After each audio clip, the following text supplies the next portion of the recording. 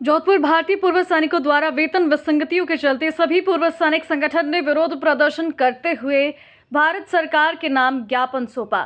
सभी पूर्व सैनिक संगठन के पदाधिकारियों ने बताया कि भारत सरकार द्वारा लागू किए गए ORP 2 रिवीजन के बाद वेतन विसंगतियां बहुत ज्यादा बढ़ी है, जिसे लेकर पूर्व सैनिकों में नाराजगी है।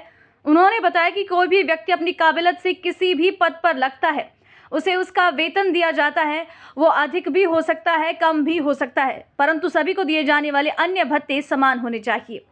उन्होंने बताया कि एक आम सिपाही जब डिसेबल होता है तो उसे घर भेज दिया जाता है, वहीं किसी अधिकारी को डिसेबल होने पर अन्य विभाग में शिफ्ट कर दिया जाता है, जो कि न्यायोचित नहीं है। अपनी 80 मांगों को लेकर सभी पूर्व सैनिक संगठन ने ज्ञापन सौंपा। उन्होंने बताया कि सोमवार को 766 जिलों में जिला स्तरीय और तहसील स्तर पर ज्ञापन सौंपा गया था, परंतु जोधपुर में कल स्थानीय अवकाश होने के नाते आज ज्ञापन सौंपा गया। नवभारत समाचार जोधपुर राजस्थान से संजय सोपा की रिपोर्ट। आप सबको धन्यवाद देना चाहता हूं कि पूरे भारत में कल 766 जिलों में सभी जिला स्तर और तहसील स्तरों पे ज्ञापन सौंपा गया। उसी के क्रम में आज कल हमारा स्थानीय अवकाश होने के कारण हम कल नहीं सौंप पाए, आज दे रहे हैं। आज जो हम इकट्ठे हुए हैं, ये हम किसी को ताकत दिखाने या किसी का असुविधा पैदा करने के लिए नहीं हुए। हम अपने हक के लिए यहाँ पे इकट्ठे हुए हैं।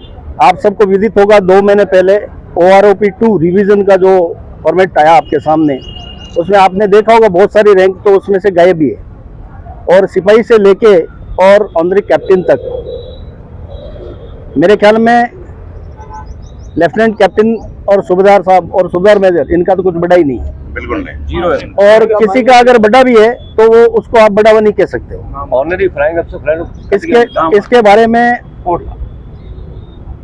विसंगतियां हुई है, अन्याय हुआ है, ये सबके सामने है। ये अन्याय क्यों हुआ है, ये हमको इस विषय पे जानने का बहुत जरूरी है। बहुत सारे लोगों में ये भ्रांतियां हैं कि किसी संगठन ने इसको करा दिया जी, किसी व्यक्ति ने इसको करा दिया। कोई भी संगठन या व्यक्ति मेरे ख्याल में अभी तक इतना प्रभावी नहीं हुआ है कि सरकार को डिगा सके।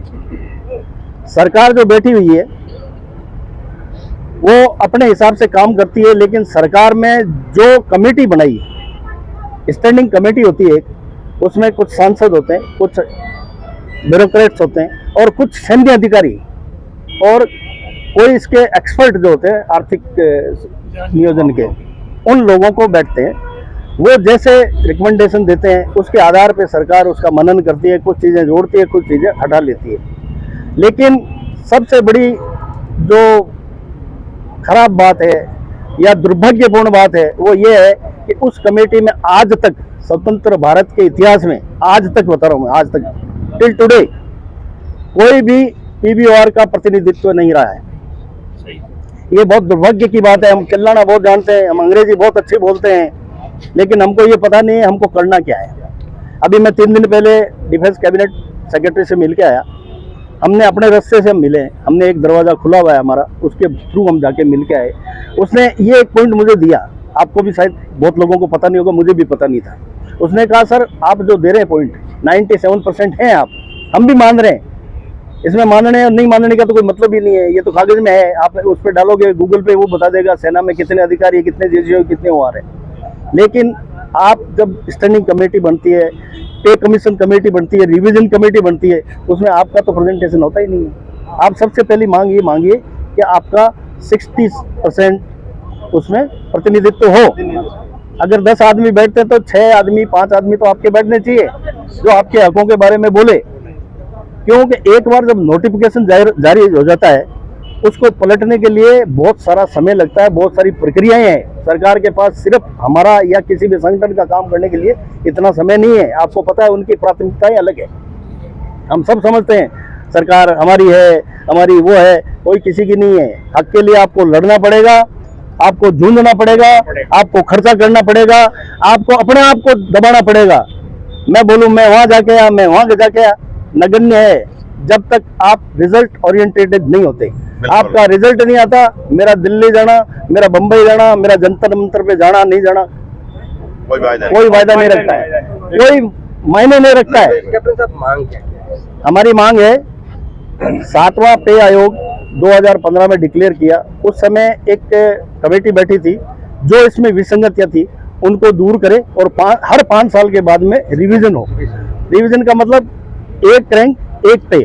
आज जो सेना में सूबेदार है और रिटायर्ड सूबेदार दोनों का पे स्केल एक हो। 1 रैंक 1 पेंशन का मतलब ये है। वो रिवीजन जो हुआ, आपको पता है कोविड की वजह से थोड़ा लेट हुआ, तो उसका अभी टाइम वही है, 1 जुलाई 19 से लागू है। लेकिन उसमें अभी जो रिवीजन में लोग बैठे थे वो लोग मैं कहूँगा वो मानसिक तौर पे दिवालिया थे बिल्कुल।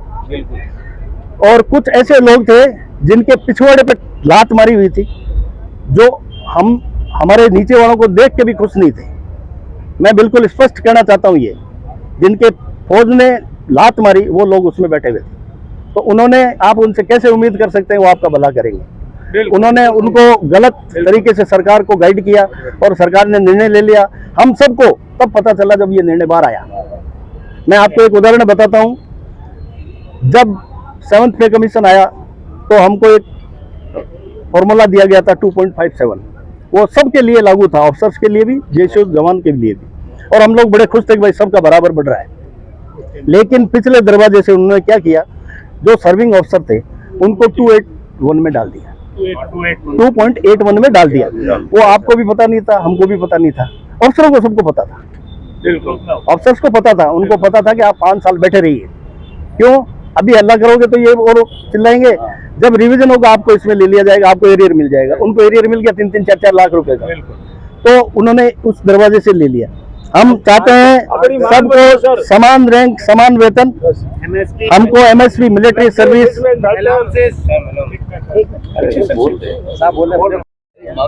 एमएसपी का एमएसपी जो है हमको इक्वल चाहिए। मुझे 15,600 रुपये मिलता है, पर मैं चाहता हूं कि एक सिपाही को भी वही मिले। बिल्कुल। और ये सबको चाहना चाहिए। क्यों? मैं तो चाहता हूं उसको 25,000 मिलना चाहिए। सिपाही हमसे ज्यादा तकलीफ में रहता है, जिसकी जितनी ज्यादा तकलीफ है उसको अलाउंसेज उस हिसाब से मिलना चाहिए।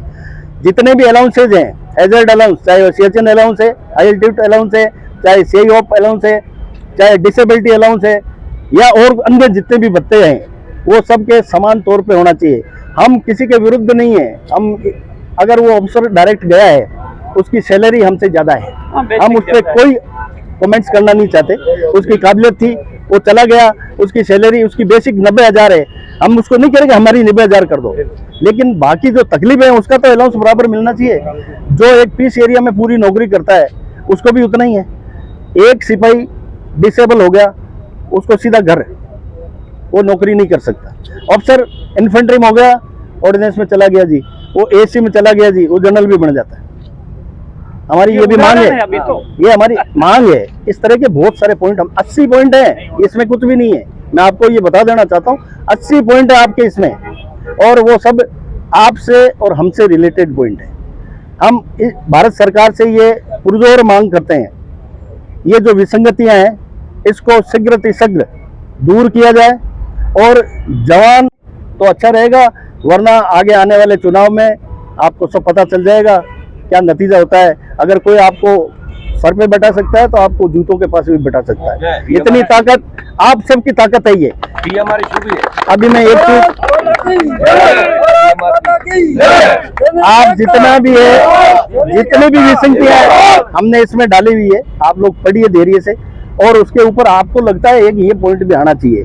ये कोई फाइनल वो ज्ञापन नहीं है। इस तरह के ज्ञापन बहुत जाएंगे, जब तक नहीं होंगे तब तक हम लगे हुए हैं। रक्षा मंत्री जी से मिलने भी जाएंगे हम लोग, अलग से टाइम लिया हमने, चीफ के साथ बैठेंगे। हम अकेले रक्षा मंत्री से नहीं बैठे, क्योंकि अकेला अब ये कैबिनेट मंत्री से मिलने का ये था, जब भी कोई जाता है वो कहता मुझे टाइम दो जी 7 दिन का, मैं इसके बारे में पूरा रीडिंग करूंगा फिर आपको बुलाऊंगा। तो हमने उनको पहले ही बता दिया है, आप इसकी स्टडी कीजिए, उसके बाद रक्षा मंत्री जी से मिलेंगे।